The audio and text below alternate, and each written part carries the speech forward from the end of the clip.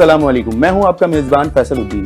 जहां जहां मुझे सुना जा रहा है, देखा जा रहा है, उन तमाम मुसलमान बहन भाइयों को, दादा दादियों को, नाना नानियों को, स्पेशली बच्चा पार्टीज़ को जो बच्चा होती हैं, वो ईद में तो ज़ाहिर बात है इन्हीं का त्यौहार है, इन सबको मेरी तरफ से बहुत बहुत ईद मुबारक। आज नाज़रीन हम अपने प्रोग्राम कैंटीन एक्सक्लूसिव में जिस शख्सियत के घर पर मौजूद हैं, इनका एक नुमाया मुकाम है। अगर मैं ये कहूँ कि ये एक लिविंग लेजेंड है अपनी फील्ड में, तो कहना कुछ गलत नहीं होगा। ये एक बेहतरीन हिप्नोथेरेपिस्ट हैं। इसके अलावा योगा में इन्होंने एक बहुत महारत हासिल की हुई है। योगा के समझ लें इन्होंने योगा की बुनियाद डाली, और इसके अलावा ये एक बहुत अच्छे ट्रेनर भी हैं। हाँ, अगर हम बात करें, इन्होंने एक खिलौना फाउंडेशन के हिसाब से ये CEO भी हैं, और खिलौना फाउंडेशन को ये ओन करते हैं। तो इनसे बात करते हैं। अस्सलाम वालेकुम डॉक्टर योगी वजाह साहब। कैसे हैं आप? अल्लाह का बड़ा शान है। आप और ईद मुबारक। आपको भी ईद मुबारक हो, खैर मुबारक हो। आपका बहुत बहुत शुक्रिया कि आपने हमें टाइम दिया अपने कीमती वक्त से। नहीं फैसल, आप आए, ये मेरे लिए खुश नसीबी है, और ईद को चार चांद लगा दिया आपने आके। सबसे पहले तो ये बताएं कि नमाज पढ़ी आपने सुबह? अल्हम्दुलिल्लाह। जुम्मे की नमाज तो हो नहीं सकती, हम तो ईद की नमाज की बात कर रहे हैं, है ना? तो आप मुझे ये बताइए कि क्या काम किया उसके बाद आपने, ईद की नमाज के बाद? आप सो गए या आप तफरीयों में रहे, क्या किया आपने? देखिए, सबसे पहले तो ये कि ईद के साथ साथ हमें ये फायदा होता है कि मेरे नवासे साहब जो है मेरे साथ होते हैं। अच्छा, माशाल्लाह जी।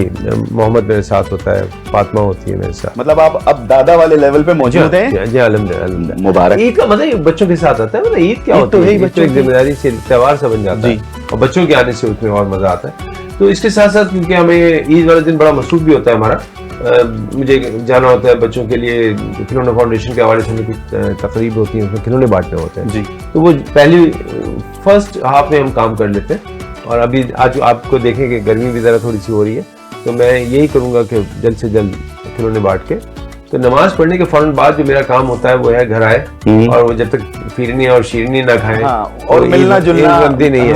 बहन भाई आ जाते हैं, पड़ोसियों से मिलना जी, और खास तौर से पड़ोसियों से मिलना मेरा बड़ा लाजमी होता है। दोस्तों से तो हुकूक हैं जी हाँ। और उसके बाद फिर मेरी पूरी कोशिश होती है कि मैं जल्द से जल्द जो है वो यहाँ से निकलूँ, और किसी न किसी हॉस्पिटल या थैलीसीमिया सेंटर्स या हमारी रहमान फाउंडेशन, वहाँ पे हम डायलिसिस हो रहे होते हैं, रुकते नहीं हैं क्योंकि ये तो डेली का काम है। तो मैं वहाँ जाता हूँ ताकि मैं ईद उन लोगों के साथ मनाऊँ जो दुखी हैं, परेशान हैं, और वहाँ जो हम कर सकते हैं वो हम करते हैं। ये हमारी एक्टिविटी रहती है, सोने का कोई काम नहीं। मतलब वैसे अमूमी तौर पर तो हम पाकिस्तानी क्या करते हैं, ईद की नमाज आए, पढ़ा और हम सो गए। हम सोने में ज़्यादा वक्त सर्व कर देते हैं। क्यों, ऐसा क्यों है? उसको एंजॉय क्यों नहीं करते? ऐसे ईद की सेलिब्रेशन को हम एंजॉय क्यों नहीं करते? क्योंकि एक बहुत बड़ा त्यौहार है। ये फैसल, मुझे ऐसा लगता है कि शायद हम बहुत सारी चीज़ों को मिस कर रहे हैं, हम एंजॉय नहीं करते। ईद तो ऐसा दिन है, उस दिन कौन सोएगा, कौन यानी कमबख्त होगा जो सो रहा होगा। अल्लाह सुब्हान ताला ने एक ऐसा दिन हमें दिया है जिस दिन शुक्राना अदा करना है ज़्यादा से ज़्यादा। उस दिन तो अल्लाह पुकार रहा होता है कि ऐ मेरे रोज़गार, आज तुझे मैंने ईद का दिन दिया है, मांग मुझसे क्या मांगता है। उस दिन तो मांगने का दिन है, सोने का दिन थोड़ी है। तो एंजॉय करें और उनसे मिलें जिनसे आप पूरे महीने नहीं मिल सके। अपने दोस्तों के पास जाएं, दोस्तों से मिलें, रूठों को मनाएं, बेशुमार काम हो सकते हैं। ईद तो फिर ईद तो इतनी बड़ी चीज है, ईद तो फिर ईद की तरह रूठों को मना लेते हैं। जो बहन भाइयों में लड़ाई होती है उनको जाके गले लगा लेते हैं। बेशक, कितना अच्छा अल्लाह ताला की तरफ से हमें इनाम मिला हुआ है। देखिए, जब जो काम आप रब से चाहते हैं ना, वो काम अपनी जिंदगी में भी करें। अगर आप चाहते हैं कि रब आपको माफ करे, तो फिर आपको माफ करने की आदत बात की आपने। क्या अगर आप चाहते हैं कि रब आपको बहुत अता करे, तो आप बंदों को देने की आदत डालें। आप चाहते हैं कि आप चैन से रहें, तो लोगों का चैन खराब ना करें। इसी तरह हमें लोगों से मिलना चाहिए, दरगुजर करना चाहिए, और दरगुजर भी रास्त हालत में, यानी कि जहाँ पे हम कर सकते हैं। कुछ ऐसे मामलात हैं जिनमें आप बिल्कुल टॉलरेंस रखें अपने साथ। तो ईद का दिन बड़ा अच्छा होता है। ईद एक बहाना भी है। इस बहाने मेरे ख्याल से बहुत सी ऐसी चीज़ें जो हम साल नहीं कर पाते हैं, अजीब सा एक लगता है कि मैं करूँगा, तो ईद वाले दिन पता नहीं क्यों खुद ब खुद हो जाती है। सबसे बड़ी बात ये बताइए कि आप ईद में कितने पैसे बांटते हैं बतौर ईदी? बतौर ईदी देखिए, बांटते हैं या लेते हैं? नहीं, अब लेने वाला तो जमाना चला गया, वालदा भी नहीं है। तो वो है ना, दिल होना चाहिए, जवान तो उम्र तक ही रखिए। वो तो ठीक है, लेकिन देने वाले भी तो होना चाहिए। लेकिन ये कि मैं ईद पे पैसे नहीं बांटता, ये मेरा एक उसूल है। मैं अपने पोती पोतों को भी, नवासियों को चीज़ें देता हूँ, खिलौने दे देता हूँ, लेकिन बच्चे को पैसे देने की आदत नहीं होनी चाहिए। ईदी के नाम पे हम बच्चे को पैसे देते हैं, फिर शाम तक बच्चा यही कहता रहता है मेरे इतने पैसे हुए, मेरे इतने पैसे हुए। वो एक बच्चे के अंदर ये एक खुशी नहीं है? नहीं, मेरे को अगर हम ये देते एक खुशी सा हो जाता है बच्चों में, चलो यार हमारे पास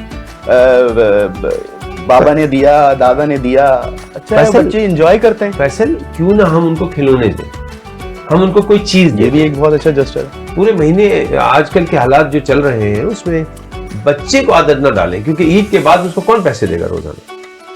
तो एक दिन आप आदत डाल दें, एक दिन दे दें, तो बाकी दिन क्या करेगा वो? बाकी दिन हो सकता है फिर उसके बाद वो किसी और मीन से पैसे निकाले कहीं से, उसको पैसे तो चाहिए, आपने बता दिया पैसे मिलेंगे तो चीज आएगी, उसको डायरेक्ट चीज दे दें। तो आपने हमने हाँ, मैं अपनी बेटियों को देता हूँ।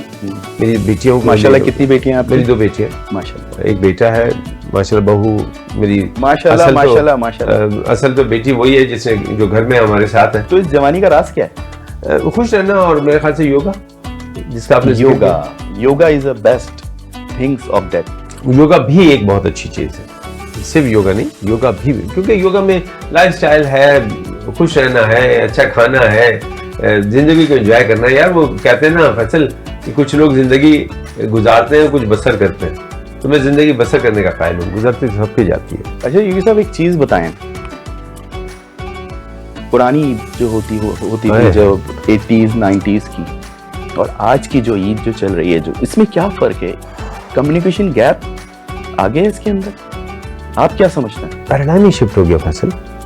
पहले कुछ नहीं था लेकिन बहुत मजा आता था, आज बहुत कुछ है लेकिन मजा नहीं आता। क्या वजह है, मजा क्यों ना था? मतलब हमने अपने आप को मतलब इसके अंदर बॉन्ड कर दिया मतलब ये छोटे सा जो गैजेट है हमारे पास, नहीं, हमारा अंदाज बदल गया चीजों को देखने का।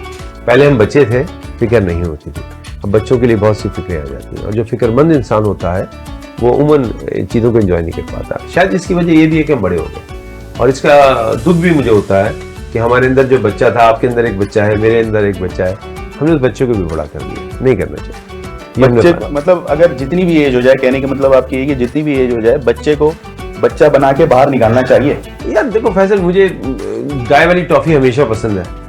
आज मेरे पास पैसा है, लोगों के पास दौलत है, पैसा है, लेकिन वो अपनी पसंद की चीजें नहीं खरीदते। मैं गाय वाली टॉफी आज पसंद करता हूँ। सॉरी, अभी रोजानों के ड्राई गला जो है वो चल रहा है, अभी चल रहा है, अभी इतनी नहीं रहेगी। तो मैं समझता हूँ कि हमें वो मजा नहीं आता, लेकिन शायद हम उन बच्चों के लिए कुछ कर सकते हैं जो हमारे घर में, उनको तो एंजॉय करा सकते हैं ना।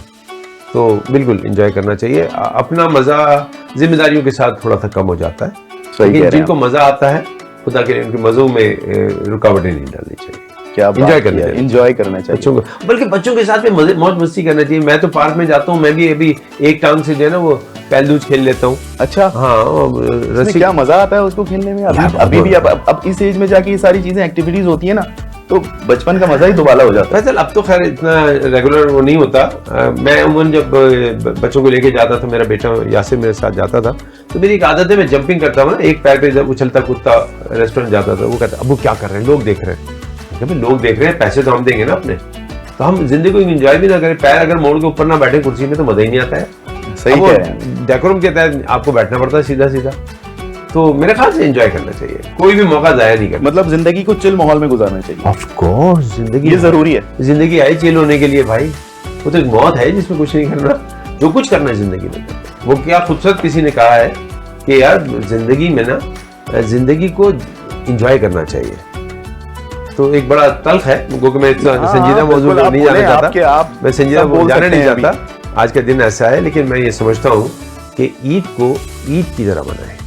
अगर उसको आम दिन की तरह आप मना रहे हैं तो फिर वो ईद का हो। आम दिन में आप बैठे रहते हैं, मोबाइल निकाल लिया, ईद पे आप मजे करें, वो खाएं पिए, थोड़ा सा घूमे फिरे। मतलब एक आप देखें कि रोजा हम पूरा तय करके आते हैं, हमारे रोजे कंप्लीट होते हैं, उसके बाद अचानक खाना पीना भी एक थोड़ा सा हेडेक बन जाता है। यार मैं समझता हूँ कि पूरे महीने की जो आदत है वो एक दिन में ऐसे बदलती है कि मैं भी, सच्ची बात है, सहरी और अफ्तार का ही आदी था। हमारे एक उसूल भी है कि हम अफ्तारी में ना खाना रखते हैं, खजूर से हमने रोजा खोला, उसके बाद खाना, कभी कबा बच्चों के खाते ज्यादातर घरों में फल रख लिए, लेकिन आज तो हमने भी भाई शीरनी खा ली और पता नहीं क्या क्या खा ही रहे हैं, तो आपके लिए इत्माम है, आपको भी खिलाएंगे। आपका बहुत बहुत शुक्रिया, बिल्कुल खाएंगे, बल्कि हमने थोड़ा सा ऑफ द कैमरा हमने इसको टेस्ट भी किया था, बहुत जबरदस्त। आपने पहला ईद कार्ड किसे भेजा? मैं आपको थोड़ा सा बैक टू 80s 70s में ले जाता हूँ। और उस वक्त तो ईद कार्ड का कल्चर था कि आप वो कार्ड ले लेते थे, वो आप लिख देते थे, डब्बे पे डब्बा, डब्बे पे केक, ऐसी चीजें आपने की हैं? हाँ क्यों नहीं है, हम भी बच्चे रहे। हाँ, मैं तो अभी बच्चा हूँ, 60 साल का हो गया तो क्या हुआ, 60 साल का बच्चे। मतलब अभी भी आप कार्ड लेते हैं या हाथ से बनाते हैं और अभी भी आप भेजते हैं? ऐसा पहला जो था वो मैंने टीचर को दिया था, फिर मुझे पूरी तरह याद है कि वो कार्ड वो थे जो खरीदे नहीं जाते थे, बनाए जाते थे कागज से। आपने अपना पहला कार्ड टीचर को दिया? मैंने टीचर अरमान स्कूल। एक ब्रेक लेते हैं, वापस आते हैं, बड़ी दिलचस्प बातें चल रही हैं योगी वजाद साहब से, साथ रहिएगा।